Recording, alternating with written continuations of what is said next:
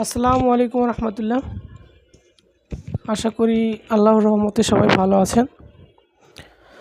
যাই হোক, আমি যে বিষয়টি নিয়ে কথা বলতে চাচ্ছিলাম, কিছুদিন আগে ইসরায়েল এবং ইরানের মধ্যকার যুদ্ধবিরতি ঘোষণা হওয়ার পর থেকে ইসরায়েল এবং ইরানের মধ্যে খণ্ড খণ্ড আঘাত পাল্টা আঘাত আমরা দেখতে পাচ্ছিলাম। যাই হোক, একটা বিষয় ভাবতে অবাক লাগে। আমি মাঝে মধ্যে বিভিন্ন নিউজে দেখি, বিশেষ করে ভারতীয় সোশ্যাল মিডিয়াতে কিংবা ভারতীয় বিভিন্ন সংবাদ মাধ্যমগুলোতে দেখার ইচ্ছা করে না, তারপরেও চোখের সামনে চলে আসে, এই জন্য দেখা হয়ে যায়। তো তারা আমাদেরকে নিয়ে তাদের এত চুলকানি, এটা বলার মতো না। আমি সবাইকে উদ্দেশ্য করে কথাটা বলছি না। যারা আমাদেরকে ছোট করে কথা বলে এবং যারা ইসলাম বিরোধী, যারা মনে করে যে ইসলাম ধর্ম মানেই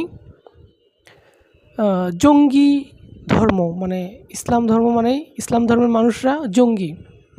আমরা বিভিন্ন ধরনের সন্ত্রাসী কার্যক্রম পরিচালনা করি ইসলাম ধর্মের মানুষ বলতে।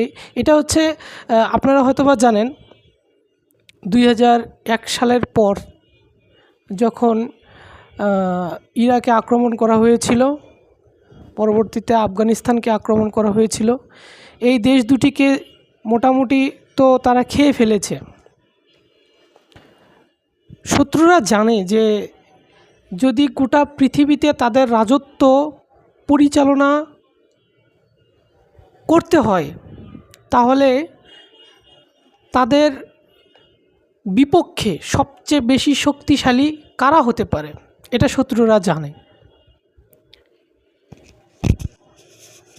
তো যাই হোক, এটা আমরা বুঝি, অনেকেই বুঝেও না বোঝার ভান করে থাকি। সবচেয়ে বেশি শক্তিশালী ছিল এবং এখনও আছে, হয়তোবা কেউ বিশ্বাস করবে কিনা আমি জানি না, এখনও আছে। সেটা হচ্ছে এই মুসলিম জাতি, গোটা মুসলিম জাতি, যে গোটা মুসলিম জাতি আজকে বিভিন্ন জায়গায় অত্যাচারিত এবং নির্যাতিত হচ্ছে, এরাই সবচেয়ে শক্তিশালী বেশি। আপনি একটা জিনিস চিন্তা করে দেখেন যে ইসরায়েল তো যুদ্ধ করছে না ইরানের সঙ্গে। ইসরায়েলের ক্ষমতা আছে নাকি যুদ্ধ করার মতো? ওদের যত প্রযুক্তি থাকুক, যতই ওরা উন্নত হোক, ওদের বাবা ছাড়া ওদের কোনো বুদ্ধি নেই, ওদের কোনো গতি নেই। ইরানের সঙ্গে তো ওরা 8-10 দিনে কাবু হয়ে গিয়েছে, পরবর্তীতে আমেরিকার সাহায্য তাদের নিতেই হয়েছে। ওরা আমেরিকা ছাড়া ইরান তো ইসরায়েলের সঙ্গে যুদ্ধ করে নাই, এটা যে কাউকে স্বীকার করতে হবে। ইরান কিন্তু ইসরায়েলের সঙ্গে যুদ্ধ করে নাই, ইরান যুদ্ধ করেছে আমেরিকার সঙ্গে, আর ইসরায়েল হচ্ছে আমেরিকার প্রক্সি। তো একটা জিনিস চিন্তা করে দেখেন, একটা মুসলিম দেশ আমেরিকা এবং ইসরায়েলের মতো শক্তিশালী দুটি রাষ্ট্রকে তাদের কাছে মাথা নত করতে বাধ্য করেছে। একটা মুসলিম দেশ। যদি সবচেয়ে মজার বিষয় একবার ভেবে দেখেন, যদি 57টা মুসলিম দেশ আছে, 57টা মুসলিম দেশের মধ্যে প্রায় 10 থেকে 15টি রাষ্ট্র আছে যারা মোটামুটি সামরিক দিক থেকে অনেক স্বয়ংসম্পূর্ণ বলা যায়, অনেক উন্নত এবং অনেক শক্তিশালী। তো এই দেশগুলো যদি একসঙ্গে হয়, আমি সব দেশের কথা বলছি না, যেমন ধরা যাক তুরস্ক, ইরান, পাকিস্তান, সৌদি আরব, মিশর, আলজেরিয়া, এরকম ইন্দোনেশিয়া, মালয়েশিয়া, বাংলাদেশ, আদারওয়াইজ আরও অনেক দেশ আছে, অনেক শক্তিশালী দেশ আছে। আবার বিভিন্ন ধরনের কিছু সংগঠন আছে, যদিও বা তাদেরকে কতটুকু আপনারা সমর্থন করবেন জানি না, যেমন হামাস, হুথি, এই ধরনের কিছু সংগঠন আছে। তো যাই হোক, সংগঠনের দরকার নেই। যে মুসলিম দেশগুলো আছে, এই দেশগুলো যদি একসঙ্গে হয়, চিন্তা করেন তো ভাই কি হতে পারে। এক ইরানের কাছে বিশ্বের সবচেয়ে শক্তিশালী রাষ্ট্র আমেরিকা আজকে মাথা নত করতে বাধ্য হয়েছে। তাহলে সবগুলো মুসলিম দেশ যদি একসঙ্গে হয় কি হতে পারে। ইন্ডিয়ার লোকেরা